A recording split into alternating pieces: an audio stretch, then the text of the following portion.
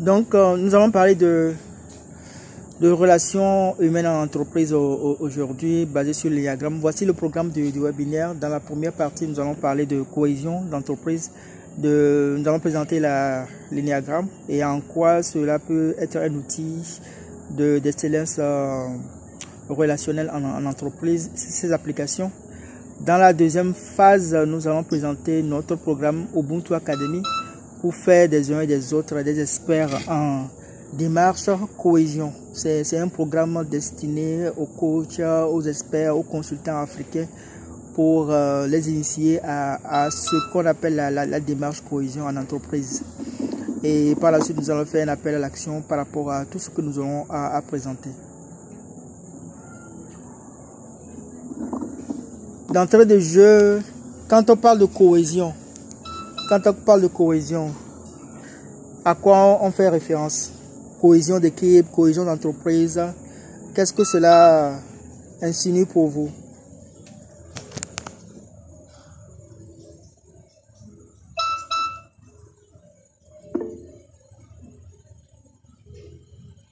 Oui?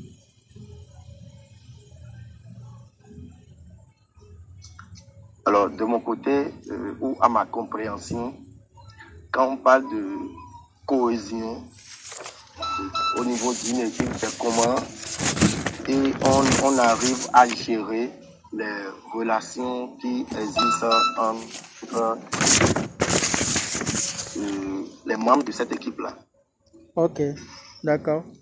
Donc, comment on gère les relations entre les membres d'une équipe? C'est ce que vous entendez par cohésion, n'est-ce pas? Oui. Ok. Qui d'autre veut intervenir par rapport à ça?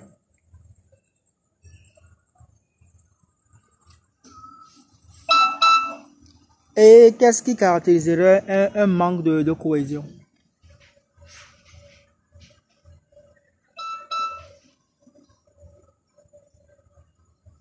Qu'est-ce qui caractériserait un manque de cohésion?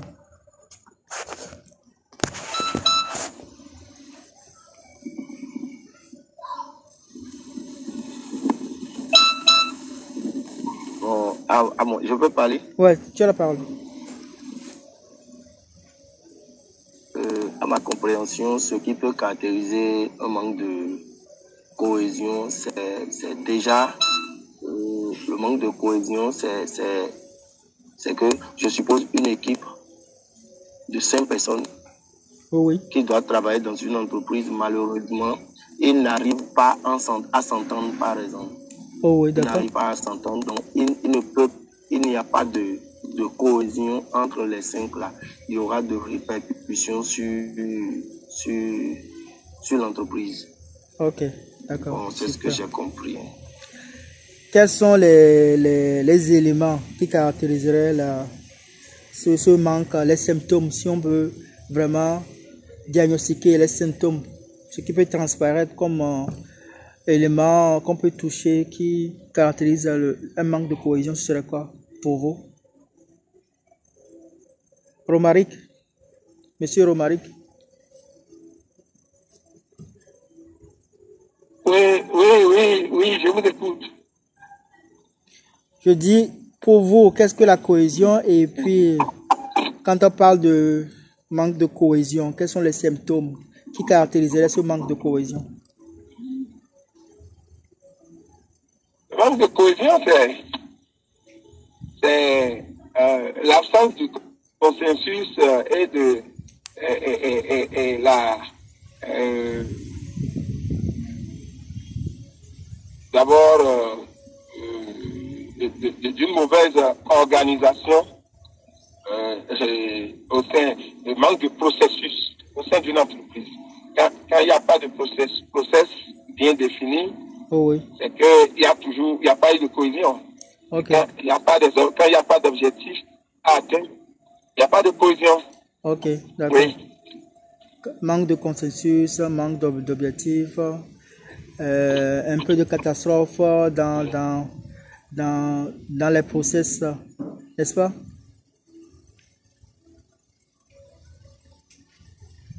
Oui, c'est ça. Ok. J'ai ici Allah Nefzi. Allah Nefzi. Vous nous suivez? Oui, monsieur, oui. Bonjour. Bonjour. Bonsoir. Comment vous allez?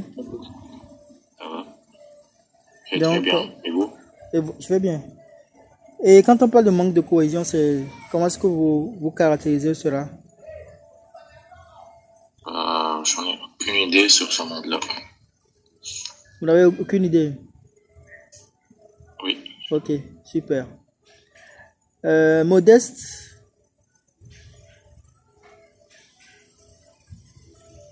Modeste, vous nous suivez?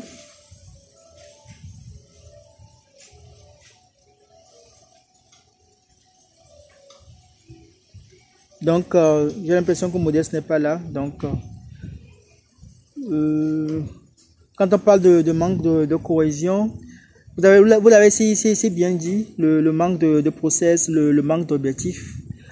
Lorsqu'on ne définit pas clairement l'identité, on n'a pas de valeurs partagées, on ne focalise pas bien sur le cadre éthique de l'entreprise, on est dans ce qu'on appelle la confusion. Et lorsqu'on est en manque de vision partagée, sans orientation claire, comme l'autre a dit, il n'y a pas d'objectif, on est dans une sorte d'anarchie, au fait. Parce qu'on n'est pas orienté, on ne sait pas où est-ce qu'on va. Et chacun peut prendre la boussole et l'orienter comme il veut. Donc on est dans une certaine anarchie.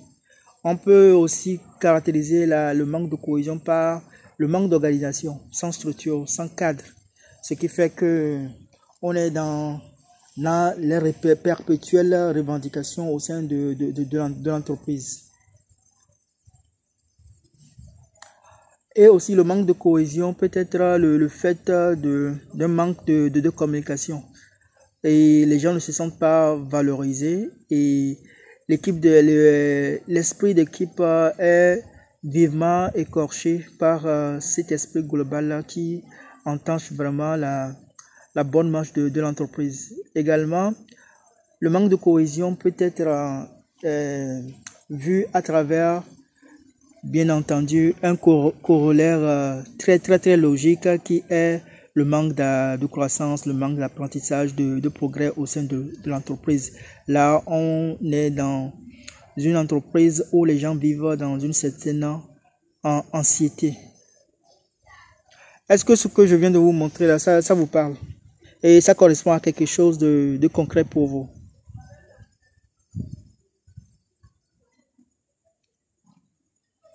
Allô? Allô? Oui, on vous suit. Oui. Oui, moi je vous suis. Hein. Je dis, est-ce que cela vous parle? Est-ce que vous avez des commentaires à faire par rapport à ça? Cela répond à quelque chose de concret pour vous? Bien sûr, ça répond. Ok, d'accord. Est-ce que vous pouvez peut-être partager avec nous où est-ce que vous en êtes avec vos entreprises? Est-ce que vous vous retrouvez dans ce cadre-là ou bien juste c'est bon à savoir?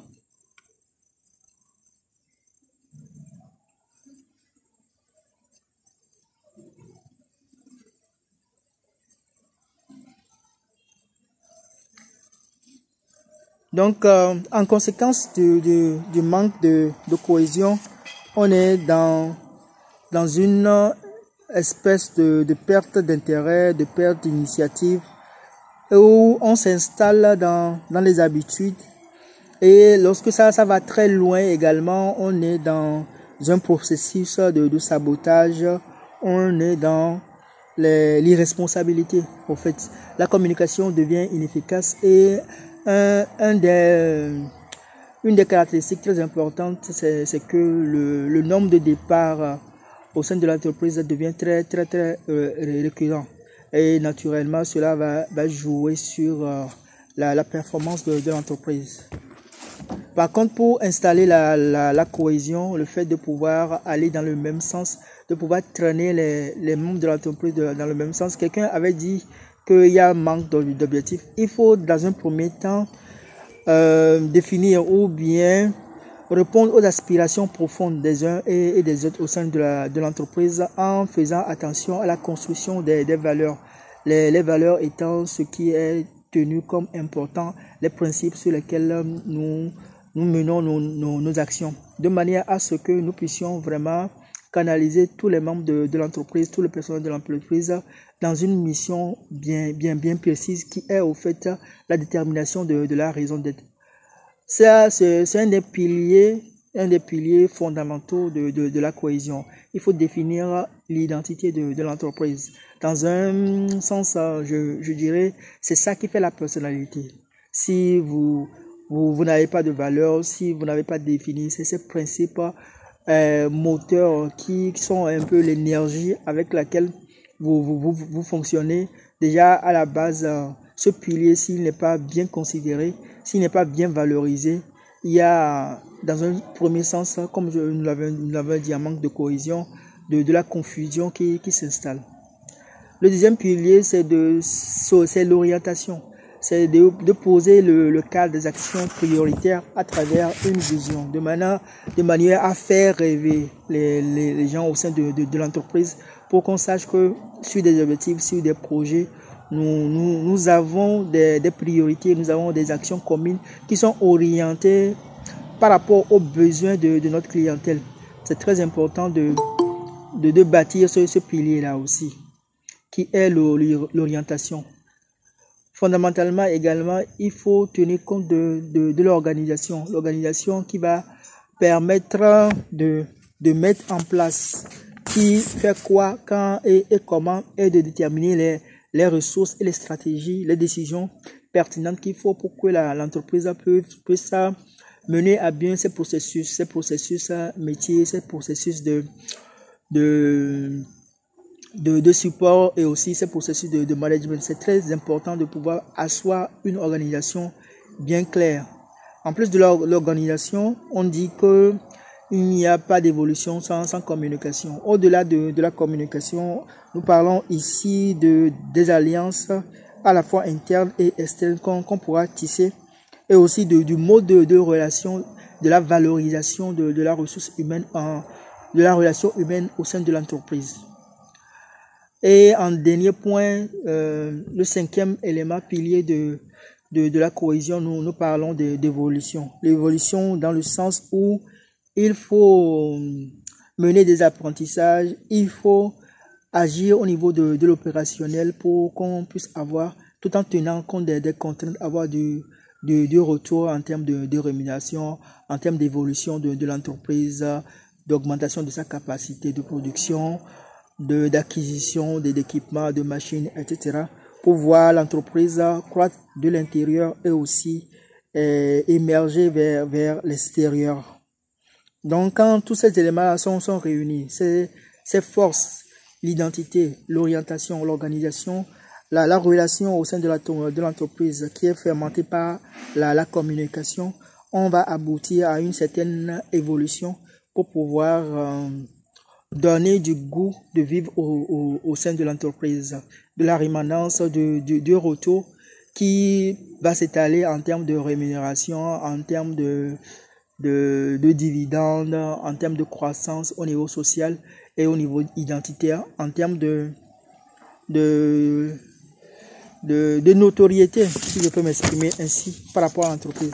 Quand tous les éléments de l'entreprise, tout le personnel de l'organisation se sent entraîné et se sent dans une certaine dynamique où on sait qu'on évolue, qu'on a un rêve et que la communication est bien huilée, basée sur des valeurs, étant vraiment posée sur l'identité, je pense que dans ce sens-là, on pourra construire ce qu'on appelle l'identité. Les bienfaits donc de l'identité comme pendant de ce que nous avons vu au départ, c'est que il y a une communication qui est améliorée. Là, nous sommes dans la prise en compte des aspirations des uns et des autres, une prise en compte des aspirations propres de chaque individu, une prise en compte des aspirations de tout le corps de l'entreprise, et aussi une conscientisation de l'appartenance au sein du groupe et dans le respect également des règles. Là, nous allons bénéficier de tous les bienfaits et voir aussi les performances de l'entreprise croître. Est-ce que vous me suivez? Bien sûr. Ok, d'accord. Est-ce que vous avez des commentaires ou des questions? Non, c'est bon pour le moment. Des commentaires, des questions, des choses qui vous inspirent par rapport à ce que je viens de dire?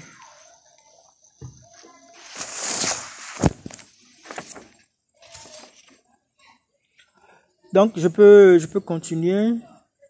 Là, avec votre permission, je vais voir s'il y a des personnes qu'on va accepter.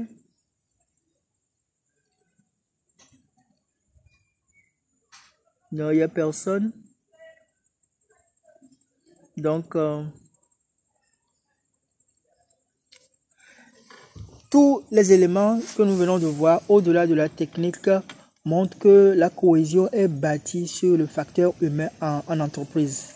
La réussite d'une entreprise se trouve dans les mains et dans le cœur des hommes et des femmes qui la composent. Les mains représentent un peu symboliquement la compétence technique et le cœur, c'est ce que j'appellerais la relation humaine, l'empathie, la sympathie, la joie de vivre, la motivation, l'entrain que l'on peut mettre dans le travail qu'on fait au sein de l'entreprise. Donc, comprendre l'humain, comprendre le capot humain en entreprise devient très très indispensable, étant donné qu'on a établi que la plupart ou bien à quasi 100% des facteurs qui jouent à la fois sur le manque de cohérence et sur la cohérence sont liés vraiment à l'humain en entreprise. Et si nous faisons de l'entreprise un jardin de motivation, un lieu qui donne envie d'être en mission et non en démission. C'est ça tout l'enjeu de ce que nous appelons au sein du cabinet la démarche cohésion. Comprendre l'humain. Cela nécessite qu'on utilise des outils. Il y a plein d'outils tels que le MBTI ou bien le PCM, Process comme Management, Communication Management, et l'outil qui nous tient vraiment à cœur et qui nous intéresse le plus dans toutes ces panoplies d'outils pour saisir l'humain en entreprise. Cet outil-là, c'est l'énéagramme. Donc, nous avons établi que ces facteurs-là, ces facteurs qui font absence de cohésion au sein de l'entreprise sont liés aux facteurs humains. Donc, nous allons comprendre le capot humain. Et à partir de la compréhension de l'énéagramme, nous allons voir en quoi cela peut contribuer à une meilleure façon de coordonner l'excellence de la relation humaine en entreprise. Pour ceux qui n'ont jamais entendu parler de l'énéagramme, Enéa veut dire 9, grammos, point ou bien ligne. C'est les 9 points. Donc, cela se caractérise par ce schéma. Un cercle dans lequel il y a cette figure avec plusieurs cônes et puis un triangle. Le cercle représente la personne humaine dans son identité, dans sa perfection. Et les autres éléments du cercle qui sont le triangle et puis les cônes que vous voyez là représentent un peu les différents traits de caractère. Dans l'énéagramme, comme je l'ai dit, il y a 9 traits de caractère dont l'une des combinaisons constitue notre personnalité. Dans la théorie de l'énéagramme, nous naissons avec 9 traits de caractère, et ces 9 traits de caractère sont placés ainsi sur la figure de l'énéagramme. C'est axiomatique, il faut le prendre ainsi dans un premier temps. Et l'énéagramme un peu modèle la structure de la personnalité en en tenant compte de ce qu'on appelle l'essence, la vraie personnalité, au sein de laquelle il y a un équilibre d'utilisation des centres d'énergie, des centres d'intelligence de l'homme, et aussi l'ego qui est ce qu'on appelle la fausse personnalité, qui est le lieu du déséquilibre d'utilisation des centres d'énergie ou bien des centres d'intelligence qui fait un peu, qui induit ce qu'on appelle le comportement, le caractère, ce que nous disons, ce que nous pensons. Donc de manière concentrique, dans le noyau, il y a l'essence, il y a à la suite de l'essence, il y a ce qu'on appelle la fausse personnalité, il y a le caractère. Donc l'énéagramme, c'est une cartographie complète de ce qu'on appelle l'inconscient de l'être humain et qui part du fait que à partir des éléments qu'on insinue de notre caractère, on peut aller en profondeur pour la quête de sens, pour retrouver les sens. Donc nous naissons avec ces 9 traits de caractère, et l'énéagramme vient saisir un peu à partir de notre comportement les éléments en profondeur qui permettent de mieux comprendre l'humain. Donc et cela se structure quant à la direction, quant à la mission, quant aux passions et aux vertus de l'homme à travers ce qu'on appelle les compulsions d'évitement. Donc nous avons vu l'énéagramme, et chaque trait de caractère, tel que je l'ai dit,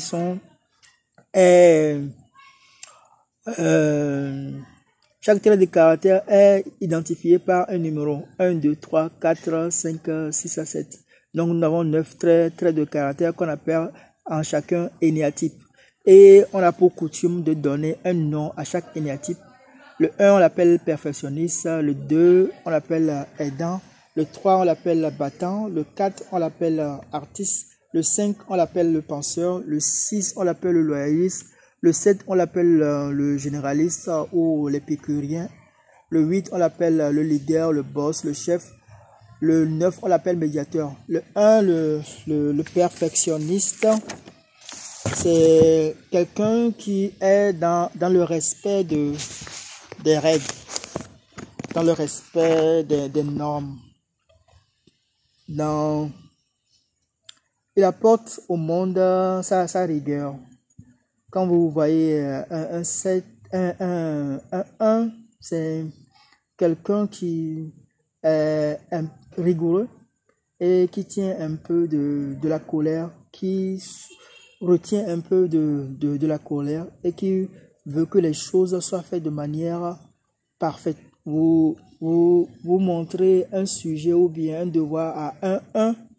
La première des choses qui frappe son attention, c'est de voir un peu les erreurs, au fait. C'est quelqu'un à qui, devant qui il ne faut pas dire 2 lorsque c'est 1. Quand c'est 1, c'est 1. Il ne faut pas aller à autre chose.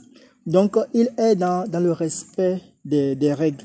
Il veut apporter au monde de la rigueur et il se définit comme quelqu'un de droit et travailleur. Donc, l'aidant, comme son nom l'indique, il est au bon soin des autres. Il est alors que le 1, il est dans le respect de la loi. Le 2, il est dans la relation. Il arrive à percevoir les besoins des autres et il voudrait bien leur porter son aide. Il se définit comme étant quelqu'un, j'aide, donc je suis. Donc il a la propension à reconnaître les besoins des autres. Et pourtant lui-même, il en a besoin, mais il réprime un peu le fait de pouvoir dire ses besoins. Il est un peu dans l'orgueil. Le 2, c'est comme la bonne maman qui peut se priver de nourriture et laisser toute la part à l'étranger qui vient de manière inopportune. Le battant, c'est celui-là qui est aussi appelé le compétiteur. Le compétiteur qui est prêt à donner de son énergie individuelle Alors que le 1, il est dans le respect de la loi. Le 2, il est dans la relation. Le 1 est dans ce qu'on appelle l'action individuelle. Il va utiliser son énergie pour montrer sa capacité à réaliser et à réussir. Le 4, c'est celui-là qu'on appelle l'artiste ou le tragico-romantique. Le 3, on l'appelle aussi le compétiteur. Le 2, on l'appelle le 4 plutôt, c'est l'artiste ou le tragico-romantique. Lui, c'est l'extraterrestre de toute la figure de l'énéagramme. Et il vaudrait bien qu'on le comprenne parce qu'il a l'impression que le monde et tout ce qui l'entoure ne saisissent pas bien ce qui est intime à lui. Donc, il utilise son énergie pour être dans la création. C'est pourquoi on l'appelle l'artiste. Tous les 1, tous les 4 ne sont pas des artistes, hein, mais on trouve quand même un certain bon nombre d'artistes parmi les 4. Donc, le 5, c'est le penseur. Comme son nom l'indique, c'est quelqu'un qui est dans l'analyse, dans la compréhension, dans l'éjection de la connaissance et dans la recherche de la précision dans tout ce qu'il fait. Le 5, c'est quelqu'un qui pense que le monde dans lequel nous vivons est tout un peu hostile à lui. Donc, il va chercher à comprendre le monde. Il va s'enfermer même dans une bibliothèque. Vous l'enfermez dans une bibliothèque, il ressort le matin et il perd toute la notion d'heure parce qu'il est dans son élément. Il aime boire de la connaissance et a une certaine réserve aussi parce qu'il ne se sent pas tout à fait rassuré à pouvoir transmettre sa connaissance. Donc, il est dans une certaine sorte d'avarice, comme on le dit. Le loyaliste, c'est quelqu'un qui est tout au contraire du battant, est dans l'action collective. Lui, il est dans la bonne connaissance de ce qu'on appelle l'Ubuntu. Je suis parce que vous êtes. Donc, pour lui, il faut établir les lois et les respecter ensemble. Il s'identifie un peu à la loi ou bien il se sent à l'aise lorsque la loi, les règles qu'on pose sont respectées. Donc, son identité vraiment est liée au respect de la loi. Donc, son nom l'indique bien, le loyaliste. Le généraliste, c'est dans le groupe de l'énéagramme des 9, c'est celui qu'on appelle aussi l'optimiste, celui qui est un peu dans la joie, dans le bonheur. C'est un peu, il utilise son énergie intellectuelle de manière intérieure pour pouvoir concocter des plans A, des plans B. Tout ce qui ne lui plaît pas est suffisamment bon pour être changé. Donc, c'est lui le bon vivant, il ne veut pas tout à fait souffrir dans la vie. Il aime les bonnes choses. Le 8, c'est le boss, le chef. Il n'aime pas être dans la dépendance, il veut être au contrôle des choses. Il peut être considéré comme le parrain de la mafia ou bien le protecteur selon les circonstances. Le 9, le médiateur, comme son nom l'indique, c'est celui-là qui veut éviter le conflit, la division et qui est dans une certaine torpeur, qui ne veut pas trop agir. Voilà ce que je peux dire par rapport aux 9 profils de l'énéagramme. Est-ce que vous avez des questions par rapport à ça?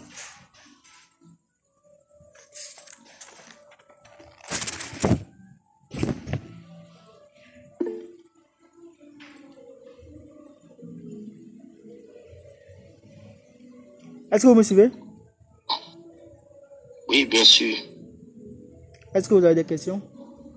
Oui, bon, moi-même je suis, bon, vous savez, nous on a la tête bourrée là, et sur ce que nous savons faire de mieux et dans notre entreprise, c'est que vraiment quand on nous amène des éléments nouveaux, nous sommes comme des enfants qui font les premiers pas à l'école, n'est-ce pas? Donc, moi j'ai écouté, mais j'ai même pas de questions pour le moment parce que je veux encore reprendre un peu tout ce qui a été, dit là afin d'avoir maintenant réellement, parce que bon, c'est vrai, j'ai eu à faire des captures d'écran et tout ça, pour reprendre point par point les explications. Et là, il faut, si je dois maintenant vous répondre ou de poser des questions, bon, c'est pas tout de suite parce que j'ai pas encore bien cerné le concept. Mais où est-ce que vous vous sentez déjà? Déjà, c'est bon. C'est pourquoi j'ai dit, c'est quelque chose de nouveau que je n'ai jamais eu à entendre dans ma vie. Bon, je gère mon entreprise de façon classique. Voilà. Pour le moment, bon. Monsieur Romaric, ce que j'ai en train de dire, oui. J'ai fait le tour des 9 énéatypes. Oui. Il y a le perfectionniste, les dents, le battant, le tragico-romantique, le penseur, le loyaliste, le généraliste ou bien l'épicurien, le chef, le boss, le médiateur. Dans quel profil vous vous sentez le plus? Bon, loyaliste. Le loyaliste, d'accord. Bien sûr. Ok, super. Donc vous allez noter ça, hein, et puis après on va continuer. Il n'y a pas de problème, j'ai noté déjà. D'accord. Et c'est Rodrigue, n'est-ce pas? Romaric. Non, Oui. il y a Romaric et puis il y a Rodrigue, n'est-ce pas? Ok. Oui. Allez-y. Vous avez levé la main? Allez-y. Oui. Alors, j'ai constaté que les 9 points dont vous venez de parler, c'est comme si c'est des types de personnalités d'êtres humains que nous pouvons rencontrer dans notre entreprise. Oui, c'est les types. Entreprise. Oui, c'est le type de personnalité que vous pouvez rencontrer dans l'entreprise. D'accord. Cela suppose que si on maîtrise tout ça, on saura à qui on a affaire dans notre entreprise. Si c'est un employé, on saura à qui on a affaire et on saura comment le gérer. Absolument. Je crois que c'est le but. Ah, absolument, c'est ça, c'est ça le but. Donc on peut continuer. Vous-même, vous vous sentez déjà à quel niveau? Je peux dire que je suis au niveau du leader. Du leader, du chef, du boss. Avant d'être en entreprise, je suis à la tête d'une communauté chrétienne depuis 4 ans déjà. Ok. Donc je dirigeais là-bas avant d'avoir l'entreprise. Ok, d'accord. Donc, vous convenez avec moi que ce n'est pas avec ce premier tour que vous pouvez cerner votre personnalité profonde. Il y a des éléments... Non. Il y a des éléments subtils sur lesquels il faut aussi travailler. Moi-même qui vous parle, pendant longtemps, je me suis trompé sur ma personnalité. Et c'est avec une compréhension profonde, une analyse minutieuse, c'est ce qui m'a permis de focaliser ou bien de recadrer un peu cette personnalité-là. Parce qu'il faut faire la distinction entre ce que nous voulons être et ce que nous sommes réellement. Les mobiles profonds qui justifient nos actions. C'est pourquoi l'énéagramme va au-delà du comportement. Il va vraiment pomper, va vraiment nous permettre de diagnostiquer les mobiles profonds qui justifient notre façon de penser, notre façon de ressentir les choses et notre façon d'agir. C'est pourquoi au départ, j'ai expliqué un peu l'essence qui veut vraiment s'exprimer, mais qui est un peu au fil de notre évolution étouffée par ce qu'on appelle la fausse personnalité qui est l'ego. L'ego, au fait, c'est le masque d'évitement que nous avons utilisé pour nous protéger. Ou bon, ce sont les différentes stratégies que nous avons utilisées dans la vie pour nous protéger de ces vicissitudes de la vie.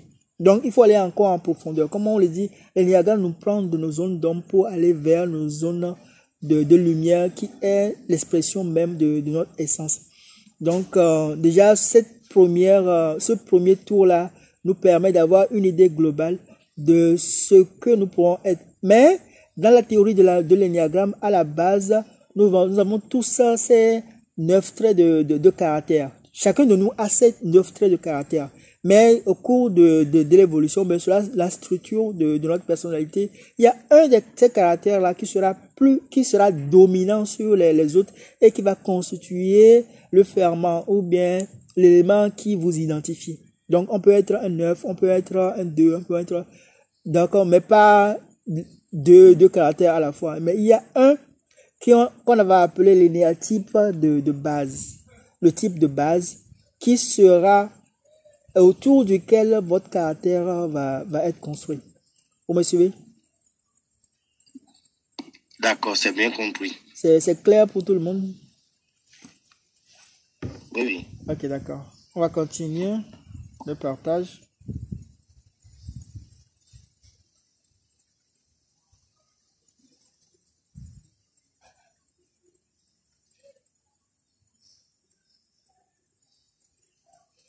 Donc, chaque type de l'énéagramme, chaque trait de caractère est caractérisé par ce qu'on appelle ses peurs et ses désirs. Le 1, il est caractérisé par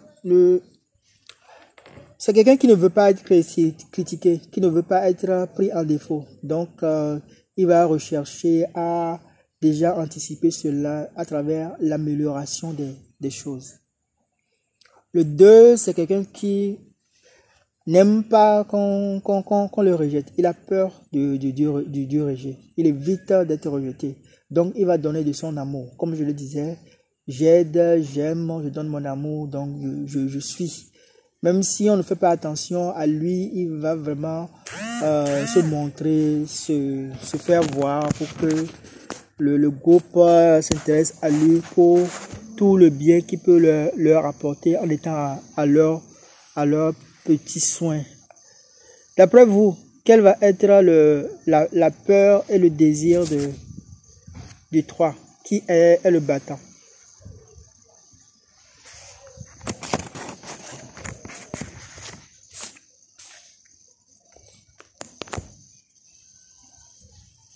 Vous me suivez? S'il est le battant, oui, le battant ne va pas vouloir échouer. Super. Qui est en train de parler? Je ne vous vois pas. C'est Rodrigue. Rodrigue. Ok, d'accord. Le battant ne va pas vouloir échouer. Oui. Quoi d'autre? Donc, il va se donner à fond, c'est-à-dire, il va chercher à être meilleur. Absolument. À conquérir. Ok, d'accord. Super. Qui d'autre veut parler?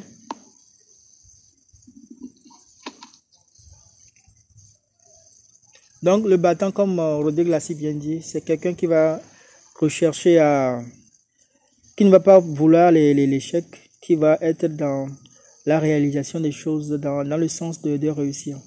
Quand le battant arrive dans un milieu, lui, celui qui devant qui il va s'affirmer, ou bien il a le flair de retrouver le leader et de le challenger immédiatement. Lui, il n'a pas peur de s'engager, d'utiliser son énergie vraiment dans le combat, dans la bataille, dans la concurrence, comme on le dit.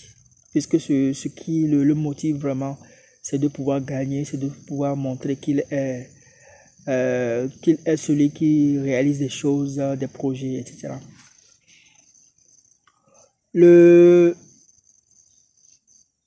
L'artiste, lui, il va se caractériser par le refus de la banalité et la recherche de l'originalité. Vous connaissez les artistes, non?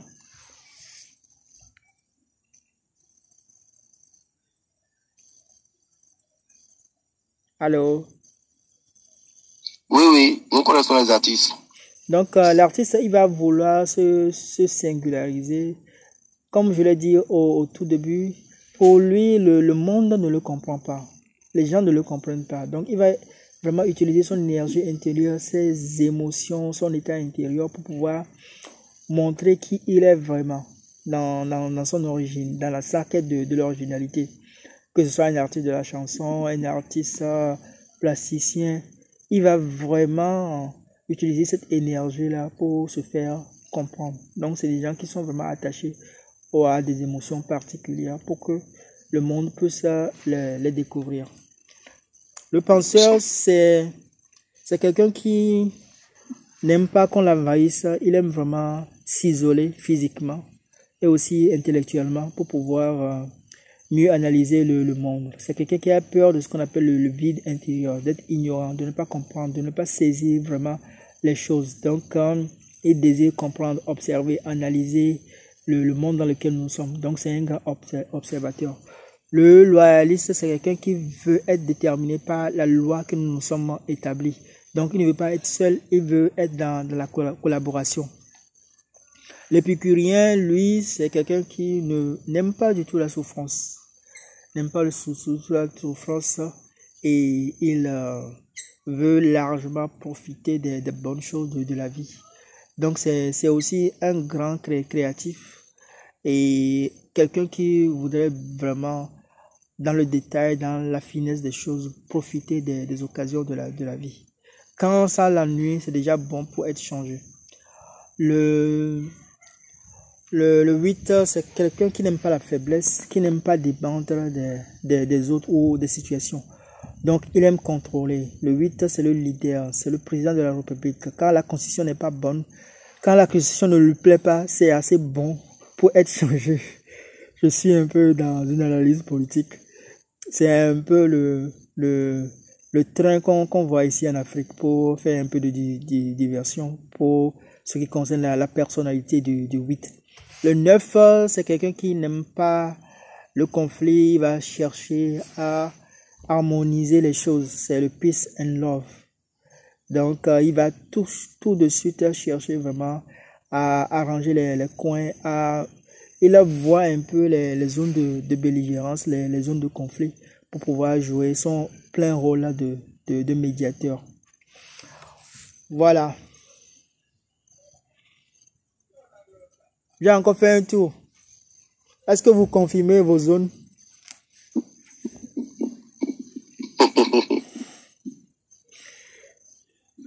Rodrigue et Romaric. Oui. Est-ce que vous confirmez vos zones? Oui, il n'y a pas de problème. Moi, je confirme toujours mon ordre. Ok, d'accord. Et les autres? Moi, je profite pour vous dire que, en fait, ce que je déplore toujours en affaires et au sein de mon entreprise, c'est la trahison, en fait.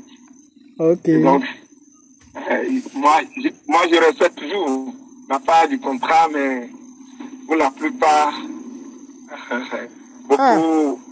vous avez dit un mot qui m'intéresse. Ce que vous déplorez, c'est la trahison. Effectivement, le loyaliste, c'est quelqu'un qui n'aime pas la trahison, qui est vraiment droit, qui se méfie un peu des situations avant de s'engager vraiment. Il prend le pour des comptes, il ne s'engage pas. Et quand il prend le risque, il s'engage à fond. Pleinement. Voilà. Je vous donne un exemple, c'est-à-dire depuis 2001 où moi j'ai eu mon premier contrat de travail. Oui. J'avais bien que d'autres structures sont venues et avaient besoin de ma compétence et voulaient que je quitte pour travailler pour eux et tout.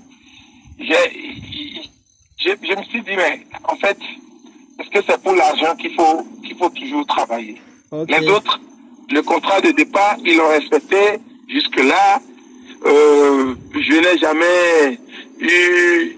C'est vrai que quand l'ambition vous prend beaucoup plus, vous oubliez que quand même l'entreprise aussi a des charges et tout. Mais ils essaient à leur manière de respecter et de nous satisfaire. Donc, j'ai pas voulu partir. Je suis resté malgré les offres que moi j'avais et tout. Ok, d'accord. Et après, j'ai demandé maintenant à être promu au sein de l'entreprise, à changer de poste. Ils m'ont accompagné aussi, même dans la formation qu'il faut pour prendre le poste et tout. Okay. Donc, j'ai pas droit de quitter ceux-là qui m'ont aidé à avoir encore d'autres connaissances. Okay. Mais par des circonstances, en 2017, pour des motifs économiques, ils ont demandé des départs volontaires. Ok. Ok, d'accord. Et j'ai accepté, par exemple, partir. Mais bizarrement, quand je partais, parce que moi, il y avait un plan business que je voudrais mettre en place pour voir vraiment si les connaissances et l'expérience acquises au sein de l'entreprise pouvaient m'aider à m'installer et tout. Donc, bizarrement, quand ça tombait, j'étais là quand ils m'ont proposé pour dire, mais non, si toi-même, tu as été quand même très loyal envers nous et tout, il faut que, même si en partant, nous voulons que tu sois maintenant un partenaire. Ok, super. J'ai accepté et en même temps, et j'ai changé mon plan d'affaires que j'ai converti sur leur truc. Donc, mais quand j'ai commencé, ça a commencé par prendre les mêmes qui ont voulu que je sois leur employé dans le temps veulent maintenant que je sois aussi un partenaire à eux. Ok. J'ai pas voulu trahir les autres en fait. Ok, super. Je suis resté 3. J'ai dit non, je vous en prie. Je peux vous orienter vers d'autres personnes qui peuvent vous aider, mais faire les mêmes produits pour concurrentiels, c'est pas bon. Pour moi, voilà. Parce que après tout, je suis chrétien aussi, chrétien évangélique et tout. Et l'une des vertus, c'est d'abord être correct envers celui avec qui vous êtes en train. Okay. Donc, super. Dans mon entreprise, maintenant, si je m'engage avec quelqu'un qui me trahit, aussi, j'ai du mal. Okay. J'ai réfléchi et tout. J'ai dit, mais moi, j'ai respecté ma part du contrat. Okay. Quand je trouve d'autres partenaires en affaires et qu'après, ceux-là passent derrière moi pour m'évincer et prendre, je me pose mille et une questions. Ok, super. Donc, voilà un peu... comme cela se caractérise. J'ai voulu partager avec vous, mais ça ne m'a pas fait changer d'avis et je suis resté droit dans mes bottes et tout. Merci beaucoup. Je garde toujours cette manière de faire que même si le monde nous demande de changer, nous on ne va pas changer pour le moment. Absolument. Merci monsieur Romaric. Romaric, comme il le dit bien, le 2, c'est quelqu'un qui n'aime pas la déviance, qui est vraiment droit dans Merci beaucoup, monsieur Romaric. Monsieur Rodrigue. C'est vraiment intéressant. Ok. En temps, monsieur Latif Salami nous a rejoint. S'il est à l'écoute. Oui, monsieur Abdel, on ne vous entend pas. Ok. En temps, monsieur Latif nous a rejoint. Je ne sais pas s'il a suivi. S'il peut intervenir. Ok. On va continuer le temps qu'il revienne après. D'accord. Monsieur Rodrigue, vous maintenez votre position ou bien ça a changé? Oh, non, ça a changé. Hein. Ça a changé? C'est quoi maintenant? Ah, je me suis... Là, je me suis retrouvé au niveau du 1. Parce que de peur d'être critiqué, je recherche l'amélioration. En fait, quand je fais d'erreurs quelque part, avant même de faire l'erreur là, j'anticipe sur beaucoup de choses. Okay. Et quand je commets même une erreur, même qu'on me dise que tu as fait d'erreur ici, et je corrige. Donc je crois que je me retrouve au niveau du 1 encore. Le 1, c'est quelqu'un que lorsqu'il il peut même retarder son projet parce qu'il se dit que c'est pas encore bien peaufiné.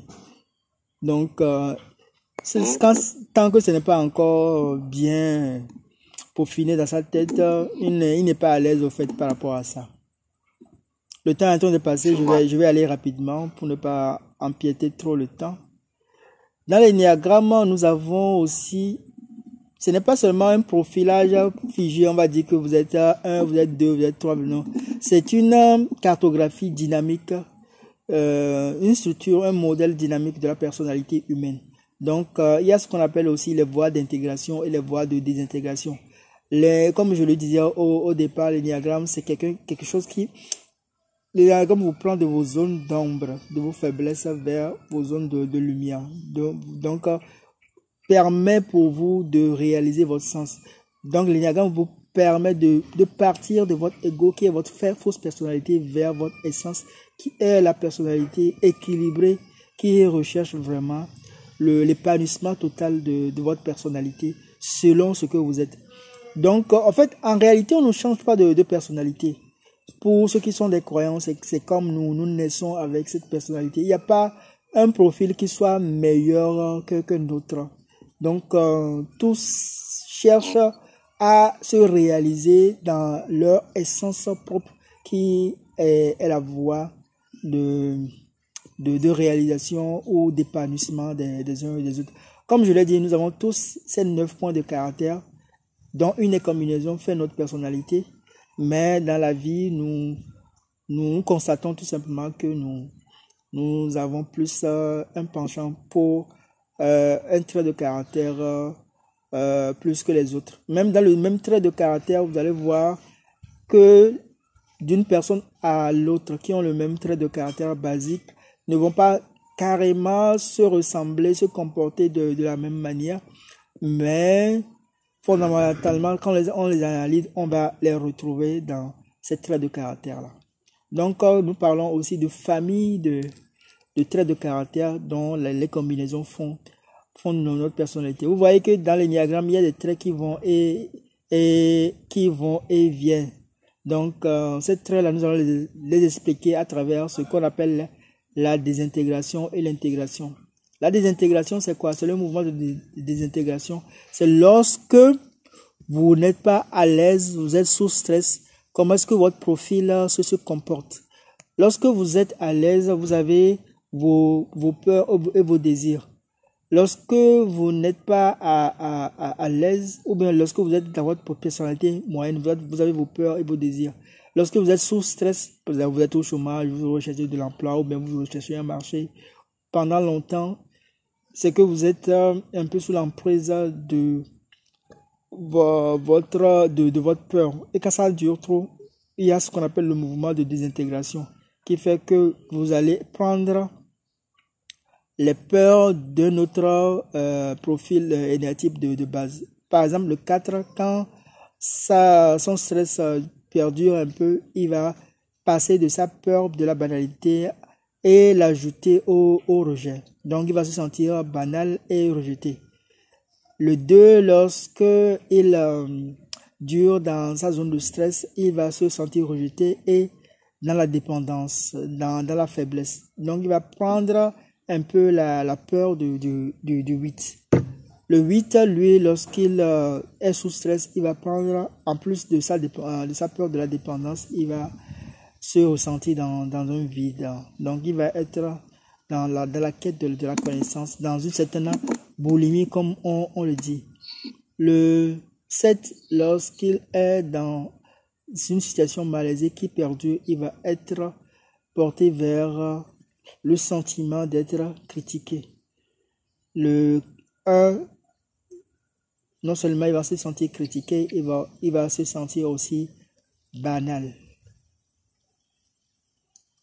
Et pour le triangle, le 3, lorsqu'il est dans sa zone de stress, il va prendre la peur du 9, le 9, la peur du 6, le 6, la peur du 3. Voici expliquer les zones de désintégration lorsque la personne se sent mal. Ça va pour vous? Oui, ça va. Ça va, ok. Est-ce que vous avez des commentaires? Est-ce qu'on confirme Romaric et Rodrigue, comme vous vous prêtez si bien au jeu? Romaric?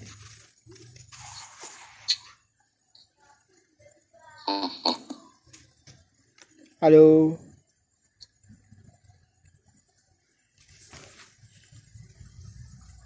Il n'y a pas de commentaires. S'il n'y a pas de commentaires, on va évoluer. Je pense que ça va vraiment en profondeur. Vous ne voulez plus vous révéler. Ok, merci de faire l'exercice. La zone, il y a ce qu'on appelle à part le mouvement de désintégration, il y a le mouvement d'intégration où la personne se sent à l'aise. Là, les mouvements sont tout à fait le contraire. Le c'est que la personne va prendre les zones de performance, mais le désir de l'autre. Le 3, lorsqu'il est dans sa zone de confort, ou bien où il est à l'aise vraiment en termes de performance, il va ajouter à sa rage de réussir le travail collectif. Il n'est plus trop dans l'énergie individuelle. Il va aussi aller prendre aussi l'énergie collective. Là, vraiment, il devient vraiment un leader, un chef qui peut vraiment faire travailler l'ensemble des personnes parce qu'il va utiliser son énergie naturelle pour pouvoir se servir de travail collaboratif. Le 6 également, il ne va pas se contenter du respect des règles, mais il va aussi voir comment ça crée de l'harmonie. Le 9 également, il ne va pas seulement se contenter, parce que le 9, si nous constatons bien, c'est quelqu'un qui va agir très peu. Il est dans ce qu'on appelle le centre instinctif. Nous allons revenir sur le centre instinctif, mais il utilise le centre instinctif de manière équilibrée. Ce qui fait qu'il agit peu. Mais quand il est dans sa zone d'aisance, il va non seulement se contenter de sa nature de créateur d'harmonie, mais il va avoir l'intuition d'aller prendre l'énergie du 3 pour pouvoir bien agir en termes de capacité de réalisation et de réussite. Et c'est comme ça, ces flèches vont partir en termes de zone de réalisation lorsque les personnes sont à l'aise. C'est clair? Maintenant, vous comprenez un peu le sens dans lequel les flèches vont. Ce n'est pas fortuit, mais c'est axiomatique. Il faut savoir comment est-ce que chacun se comporte. C'est pourquoi nous disons que l'énéagramme n'est pas une cartographie figée de la personnalité, mais c'est une cartographie dynamique de la personnalité humaine. Donc, je parlais des centres d'intelligence. Nous avons l'instinctif, nous avons l'émotionnel, nous avons le mental. Le mental, c'est les gens qui sont dans l'analyse, dans la réflexion. L'émotionnel, c'est des gens qui sont dans le ressenti, dans ce qu'ils ont vécu. Les instinctifs, c'est des gens qui sont portés à action. L'instinctif va rechercher, va faire des comparaisons à ce qu'il a fait dans le passé pour se protéger physiquement et physiologiquement en posant des actions dans le présent ou non. L'émotionnel, il est dans l'instant présent. Le mental, lui, il est dans la projection, dans le futur, dans les prévisions, etc., dans l'analyse des données. Donc, chaque centre d'intelligence est caractérisé par son sentiment, son émotion. Donc, les mentaux sont dans l'anxiété, dans la peur. Les émotionnels sont dans la tristesse et les instinctifs sont dans la colère. Donc, l'harmonie, comment on constitue l'harmonie? Une façon de faire l'hypothèse de la manière dont on forme l'équipe. L'harmonie, c'est le cercle. Le cercle est représenté par le 9. Le 9 et dans l'énéagramme, on prévoit que pour que les personnes soient vraiment dans la dynamique, il va falloir constituer l'équipe de manière à ce qu'on puisse avoir le 9. Donc, ce qui fait que lorsqu'on balance l'énergie du 8 par rapport au respect de la loi, j'avais dit que le 8, lui, il a fait sa loi. Et le 1 est dans le respect de la loi. Ce qui fait que pour faire l'harmonie, on a plus de chances quand on travaille avec un profil 1 et 8. Le 8, c'est le chef d'entreprise. Le 1 qui est la secrétaire ou bien l'assistance. Quand on a un duo comme ça, on est parti pour faire de la cohésion au sein de l'entreprise. Le 7, le 2, ça fait 9 également. Ce sont des motifs d'harmonie. Le 3 et le 6, l'harmonie. Le 5 et le 4 également, l'harmonie. Je vais vite parce que je vais être un peu en retard. L'application de l'énéagramme se fait en entreprise. Dans le processus de recrutement, déjà au niveau du diagnostic de poste, on fait l'état des lieux, on voit un peu les profils de personnalité qui existent. par rapport aux projections futures et pour pouvoir faire un écart de recrutement de personnes ou bien des reclassements ou des alignements au niveau des postes. On peut l'utiliser également dans le profil de poste pour être dans la précision, dans les personnes qu'on veut engager. Comme on le dit si bien, tout ce qui se conçoit bien s'énonce clairement et les mots pour les dire arrivent aisément. Il n'y a pas de vent favorable pour ceux qui ne savent où il va. Boileau et Sénèque. Donc l'énéagramme permet d'avoir de la précision dans la rédaction des profils de poste quant à l'énergie humaine qu'on recherche à ce poste. À compétences égales, on n'a pas forcément la même personnalité. On peut avoir les mêmes diplômes des marketeurs, mais avoir un profil qui n'est pas vraiment adapté. Donc, l'énéagrammiste, le coach énéagrammiste permet un tant soit peu de conditionner la rédaction et de manière à pouvoir avoir des précisions quant à cette rédaction de profil de poste. Également, dans le test de recrutement, il y a vivement des tests, mais il n'y a pas que les tests, il y a aussi la posture du coach et énéagramme qui a, à travers un certain nombre de questions, pouvoir identifier l'énergie qui porte la personne. Donc, si vous comprenez bien ce que j'ai dit, on n'a pas besoin de connaître dans le détail dans un processus, mais on a besoin de savoir quel est le centre d'énergie, le centre d'intelligence qui porte la personne. Quand nous voyons bien les 8, les 9, les 1 sont dans le centre instinctif, les 2, les 3, les 4 sont dans le centre émotionnel et puis les 5, 6 et 7 sont dans le centre mental.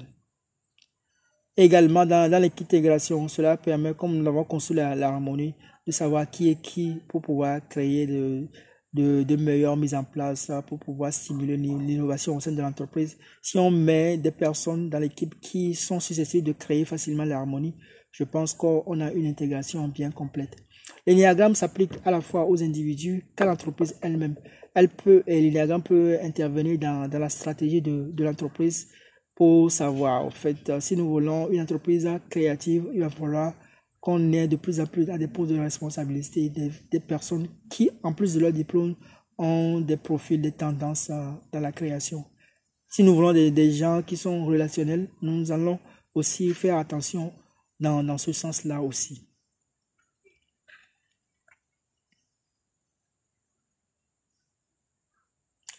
L'énéagramme aussi permet de pouvoir mieux communiquer avec la personne, comme Rodrigo Romaric l'a si bien dit. Par rapport à chaque profil, il va falloir savoir, bon, on sait déjà quel est le langage qu'il faut utiliser pour ce profil. Également dans la gestion de conflits, par rapport à la tendance de la personne, comment est-ce qu'on l'accompagne dans cette gestion de conflits. Donc, pour terminer, quand l'homme est déterminé, c'est puissant. Et quand une équipe est déterminée, c'est encore plus puissant. La cohésion d'équipe, c'est quand tous les éléments d'un même système avancent dans le même sens. Paul Pironnet, qui est un des formateurs de référence dans la PNL en France, qui est en même temps le formateur de mon coach, M. Haradi, et aussi par ricochet qui est mon coach aussi, puisque je suis sous la supervision de M. Haradi qui m'a coaché aussi. Voilà, je vous remercie pour avoir suivi cette présentation. Nous vous attendons dans l'expertise de la cohésion, dans une académie que nous appelons Ubuntu, qui reprend toutes ces formations, à la fois l'énéagramme et la PNL, pour pouvoir faire de vous des experts en démarche cohésion au sein de l'entreprise. Je vous remercie pour cette première partie.